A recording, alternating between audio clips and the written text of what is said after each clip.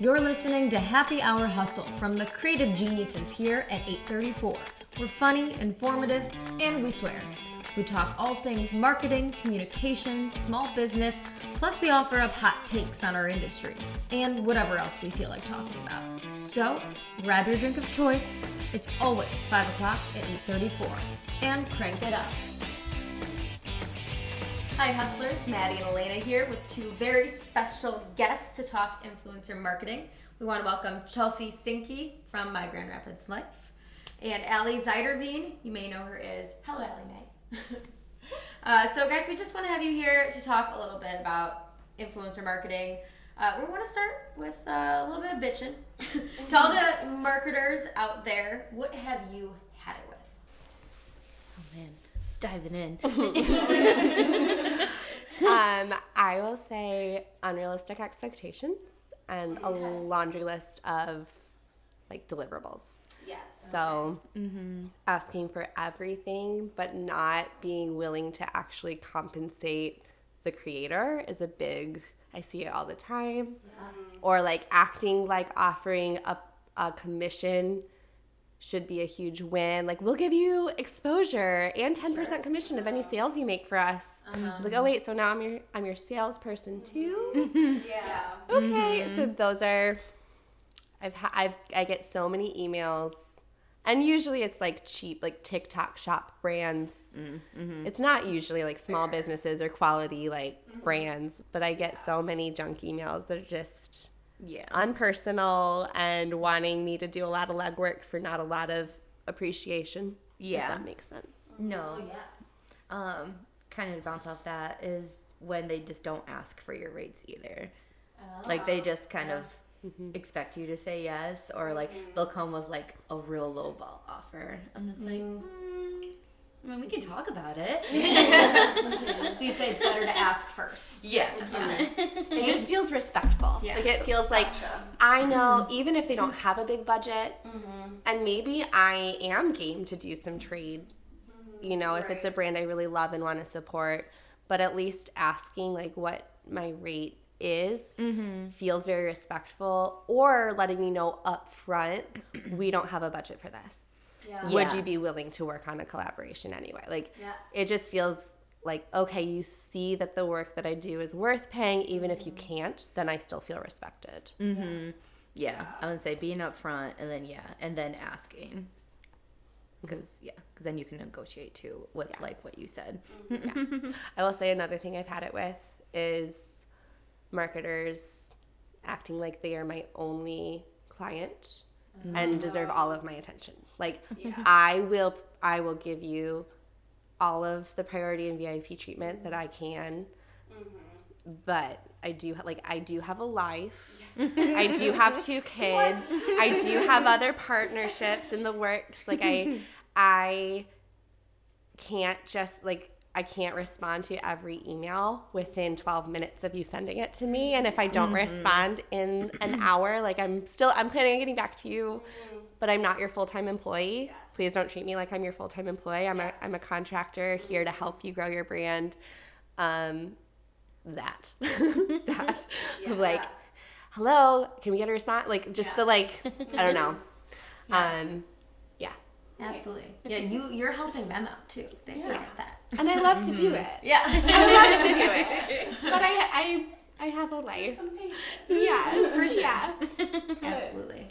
I think we like went over these, of course, but what are some basic do's and don'ts of partnerships? For the brand or for the influencer? Or both? I would say let's do both. Yeah, I would say, like, let's say, what don't you want, and you did talk about this a little bit, what don't you want brands to do when they approach you? Or what do you want them to do? On both ways. Oh, we have this. I wrote notes. How in depth do you want me to go? We came prepared. So I would say, for a brand approaching an influencer, it's really important to make your expectations and creative direction clear. So the creator knows like if there are talking points that are important for you for them to hit, if there are specific shots, like you need an unboxing shot of that product or you need a shot of the front of your restaurant to be highlighted. Make sure they know before they start creating content what's important to you, but then also you're hiring them or choosing to partner with them because you love their voice, because you love their creative vibe, because you want their followers to engage with your brand. So make expectations and creative needs, like the must list, clear, but then give as much creative freedom as you can for them to do their thing, because ultimately, like as a creator, I know my followers best and I know what they're going to engage with best. And I know that like I want my content to feel consistent so that my followers continue to engage with it.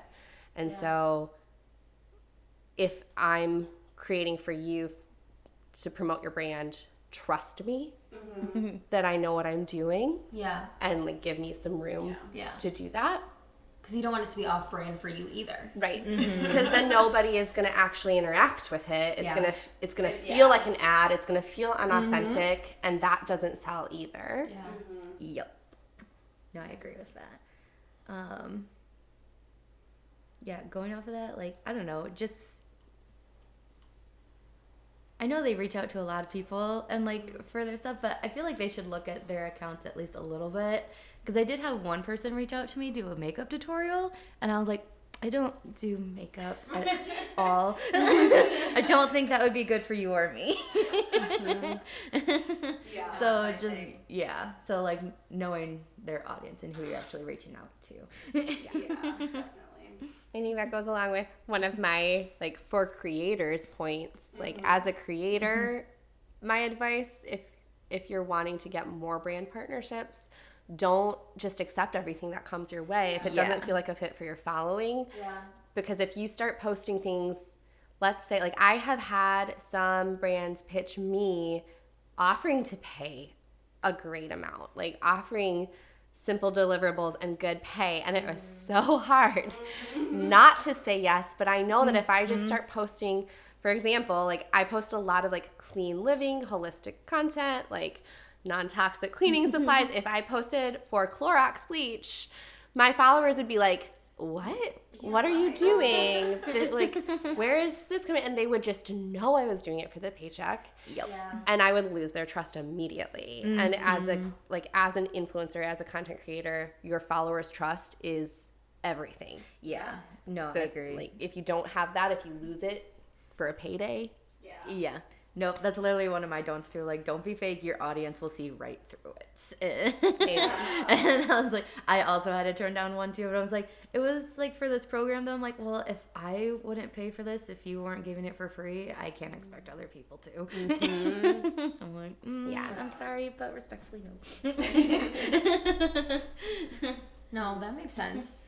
And I want to talk about this a little bit now and skip ahead. But because you talked about like building your audience, like how do you build your platform, or how do you go about it when you're first starting out? Like how do you figure out your brand? How do you get followers? How do you keep followers? Tell us some of your like tips and tricks, things like that. Consistency, probably because you just hear all the time, but it really is key. You just got to keep going and keep showing up and presenting yourself. I think with my audience, like I'm very Grand Rapids niche. It's always something about Grand Rapids. So they know if I share something, I really like it and I'm going to be excited about it. I have a good tone. People are like, oh, I didn't know that existed. Like, I want to see more. And so that's just kind of how I build my audience, kind of like surprise them with Grand Rapids stuff. I find out stuff from you all the time. Oh, thank you. I'm like, I need to go do that. Well, that's what I hear a lot. A lot of people come like, oh, I didn't know Grand Rapids had so many cute shops. I didn't know they offered that. I'm like, yeah, we have a kick-ass city. I do enjoy it. So just like keeping up with that and keeping the good positive tone. Yes. And yeah, that's kind of mine. I think making sure that you're also interacting with your following. So not just expecting them to engage with your content and like, I posted this great post, come to me. Like, no, you have to, if you want to retain them, like especially the followers who engage with you the most, return the favor. Yeah. Even if like maybe they're not trying to build an account, maybe they're not a content creator, they're just a mom who's following you for your great recommendations. Like you still can go and comment on their posts, engage with them. And also, like, I'll say this, there are some accounts and some people who I've never met in real life who used to engage with me super consistently, and I haven't seen them around my posts in a while. Like, if that sticks out to you, like, oh, Jay hasn't commented on one of my posts in a while, I'm going to go see what she's been up to and comment on hers. And then she'll always come back and comment on my last 3. Yeah. And it's kind of a, like, there is some quid pro quo there where if you're not tuning into what they have to say, why should they continue to keep up with you? Like, just friendship is not one-sided. Yeah. And social media shouldn't be either. Yeah. And so that for engagement and retention, I think is really important. Mm-hmm. Yeah. Well, I think that goes along with, like, networking, too, because that's how I get, like, to know a lot of the different business shops and people like 834, like, through social networking, like, engaging with their different posts, too, and, like, I don't know, just sharing each other. It's good collaboration just through social media without give and take. Yeah. And you guys seem to know each other pretty well, too. Is there a pretty good, like, community among influencers? I feel like recently there has been. Yeah. I love it. When I moved to Grand Rapids, honestly, it felt very... So I moved to Grand Rapids 8 years ago. I, at the time, was, like, in the midst of launching a photography business. I wasn't really that active yet. I wasn't trying to be a content creator. Like, this was, 8 years ago. It was a different thing. But the creative community in Grand Rapids felt very cliquey to me, and I felt very shut out, and I didn't know how to, like, break in and meet creative friends and get to know people. And I feel like in the last few years, it has gotten so much more open. And I think it's part of it is, like, the people in... Like, we have so many amazing new creators who have, like, come up that have this collaborative vibe that is awesome. And I think there's also more networking opportunities now where we get to see each other in person and form those relationships. Yeah. And I think that that's out of living through the COVID era. Yeah. Once we got through it, everyone was, like, hungry for interaction with each other. And let's hang out, let's meet in real life. Like, we spent 2 years only talking to each other online, and now we get to hang out in real life. And I feel like out of that came this, like, some big warmth towards community with the creators here. No, I would agree. Well, I kind of joined when the warmth was already here, luckily, but so I had to go through that. But yeah, I like when I started, it was 2020 where, like, everything shut down, and that's why I got started to, like, boost, like, locals of Grand Rapids, because a lot of people were doing, like, fun specials and deals and kits. So I'm like, oh, I'm gonna share about these, and I needed a creative outlet. I was not working a creative outlet, and I needed to. So I got started there, and I did not realize how many, like, influencers or just, like, social influence was in Grand Rapids until I started. I was like, oh, there's actually a scene for this. Let me be a part of this. And I just kind of jumped right in, and like you said, it's been super warm and inviting. Like, I love everyone that I've met so far and keep meeting, and I love it. It's been a really good journey so far. That's awesome. Well, I'm not going to ask you guys to name drop the ones who are not welcoming, but what are your hottest takes on the industry in general right now, like influencer marketing, all of it? Do you have anything controversial to say? I feel like kind of... Sorry, Allie nods. Can go back to the people you don't like reaching out to, but or like the cheaper sites, but like the TikTok shop stuff. I know we don't like it, but I feel like it's gonna be big, and I feel like bigger brands are gonna hop on it because it's easy. It's so easy, and I feel like, I don't know, you might have to get used to it. Oh, you're so nice how you say things. I waited over a year to make my first reel after Reels launched. Again, oh wow, my history is in photography. I'm a branding and product photographer. That's what landed me in influencing in the first place. Was like I was already doing professional photography for brands that I loved, and I started posting it on Instagram, and it led to collaboration opportunities. Yeah. So my background as a photographer, just like everything about video, like grated against my soul, and I resisted for so long, and then I finally was like, you know what? Screw it, like this is the only way. And now I have so much fun with video that when people want still photo posts, I'm like, really? Really? That's so much effort. That takes so much more time. Like, and it doesn't perform as well. Like, can I talk you out of that and do a reel for you instead? Yeah, so like everything's about evolution.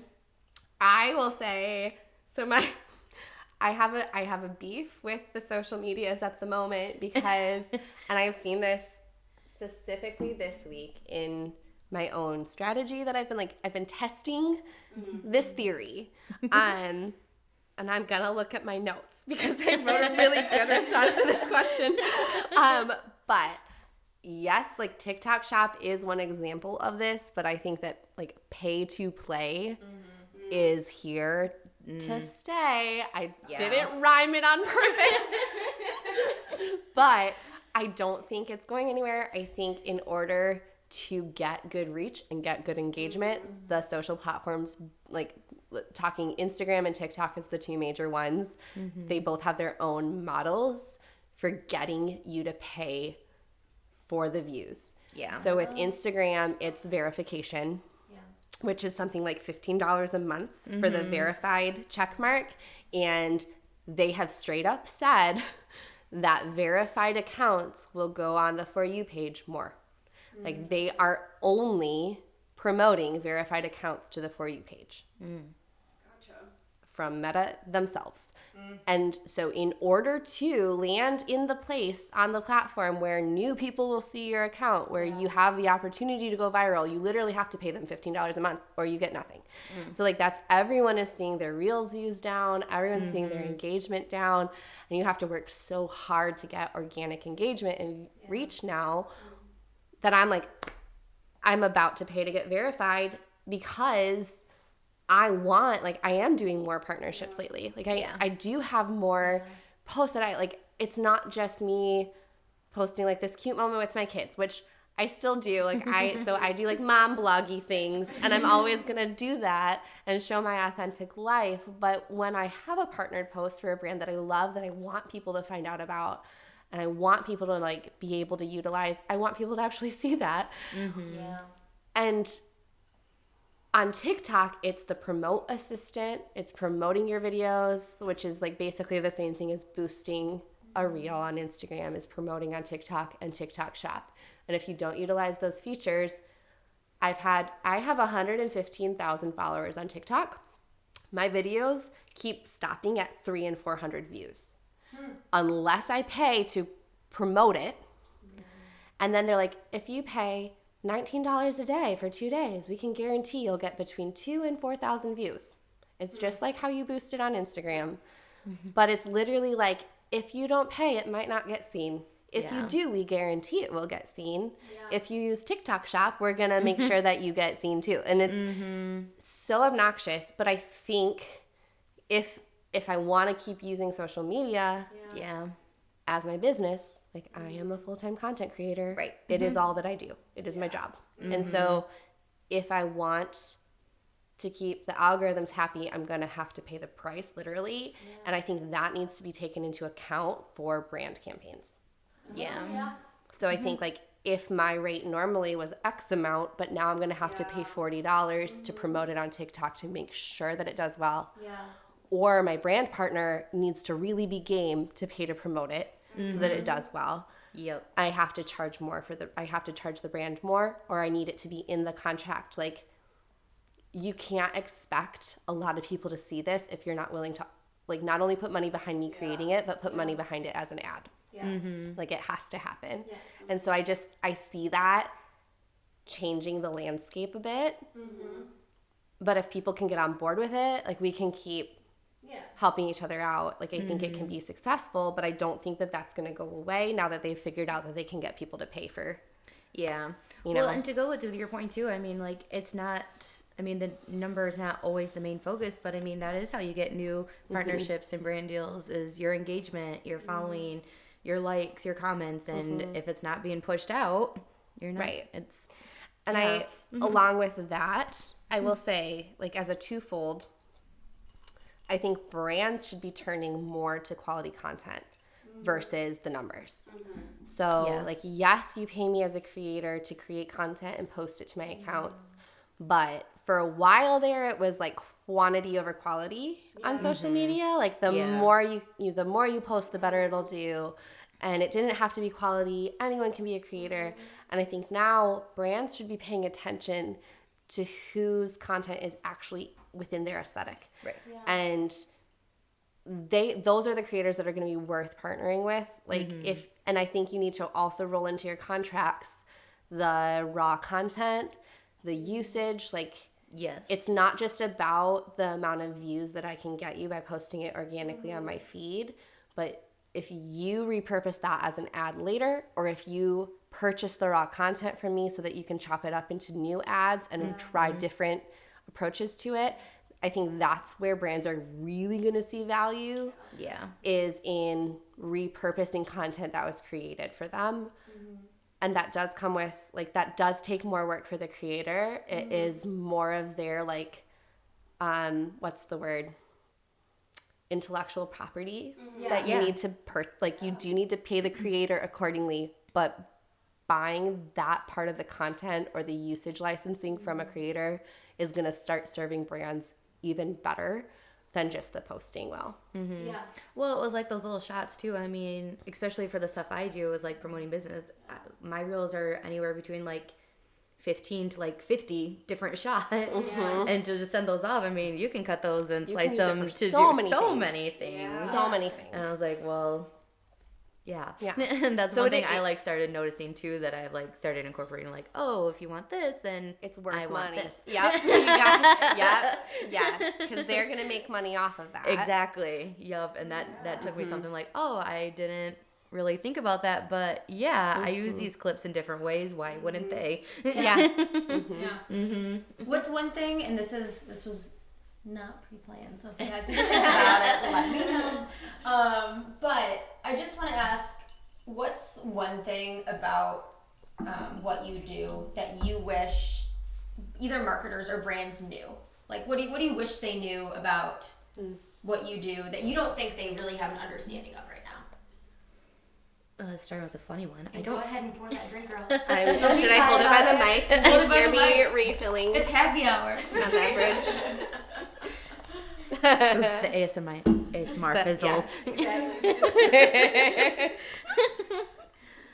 I would say, like, just, it may sound like funny, but I don't think they realize how much I struggle with lighting for videos to make sure that everything looks right. It was like, my husband will get mad because he's also my photographer sometimes. And I was like, nope, this is not right. We need to change the angle. He's like, it looks the same. Like, no, it does not. It looks different. It looks better now. So just like, I don't know, it's the little nitpicky stuff that I don't think they really realize, just because, I mean, a lot of us, we do it out of our homes.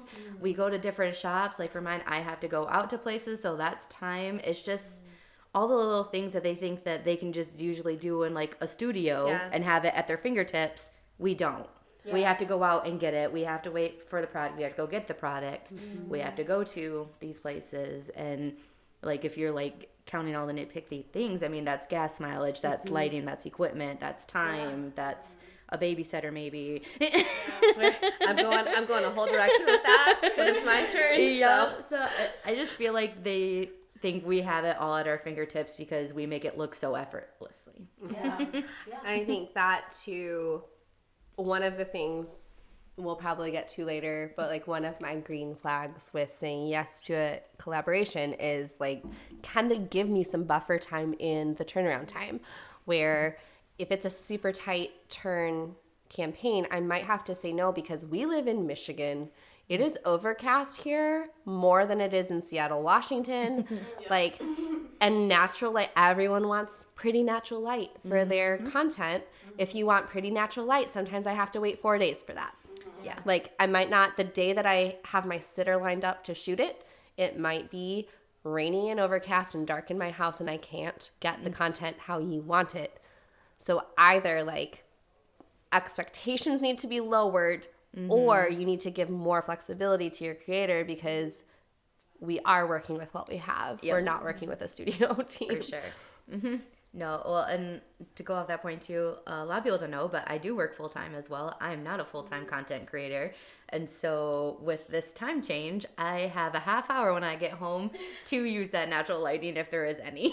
I just got chills. I don't know how you do it. I don't know how you do it. Whatever you're charging, double it. Like, my gosh.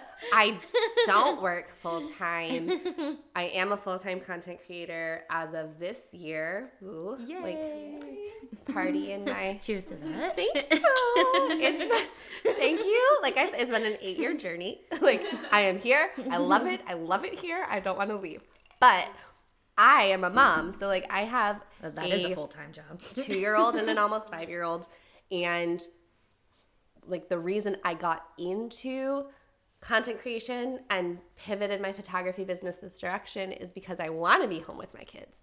I want time with them. I want to be a stay-at-home mom, but I will never not be someone who needs a project and like needs to invest myself creatively. Yes. And so this is like the perfect lifestyle for me, but it is a tightrope walk all of the time. And that's I have typed up angry emails so I have had very, very few negative experiences with brands. Yeah.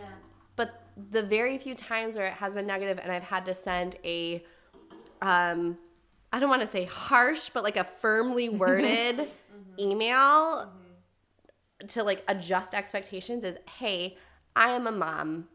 You hired me. A lot of my collaborations come to me because I am a mom. Like I work with diaper brands. I work with like kid brands. And so a lot of them are very understanding. Some of them, it's very obvious when the person who is this like running the social media campaign is not a parent. If that makes sense, like no offense. No offense to anyone who's not a parent. But if you are working with someone because they are, you have to give them some flexibility. Yes. And so my like what I want to say to every brand I work with is like, hey, I'm a mom all of the time.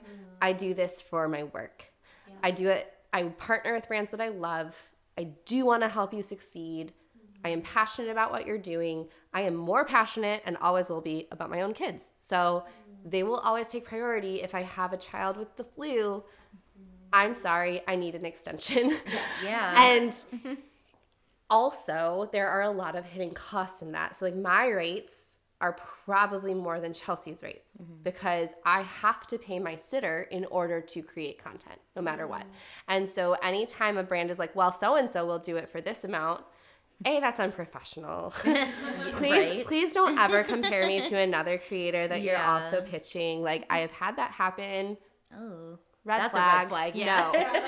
No. Big red flag. Just because, but know Had it with this. that. Like, dear brand partners, I love you. Please know this. Just because someone is only charging you X amount and the next person is maybe charging you double that, it might be because they have to. Like, in order to spend the 2 hours it takes me to shoot a video, the hour it takes me to edit, the hour it takes me to format it per platform, like, I'm paying my sitter about $100 just to create something. And that's not even reflective of like the effort that I put in creatively. That's just what I have to pay someone else so I have the time to do it. Yeah. And it's also time away from my kids. Like I am choosing to work for you instead of making cookies with my 4-year-old when she asks me to. Sounds like more fun. It's being a mom is my favorite thing.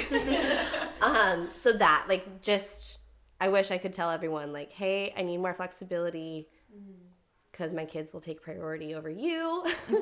Yeah. And also I can't always work for free as much as I would love to because then it's literally like I am literally paying to create content.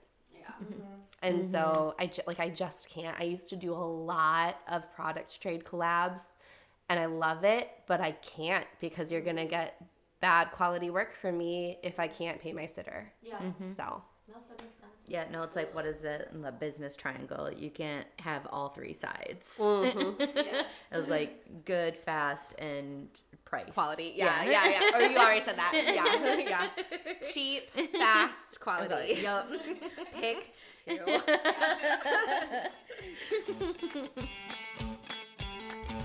All right, hustlers, we want to stop things there because we do have just so much content from both Allie and Chelsea that we're going to split this up into 2 episodes. So tune in next week on Happy Hour Hustle for the rest of our conversation on influencer marketing. Catch you next time.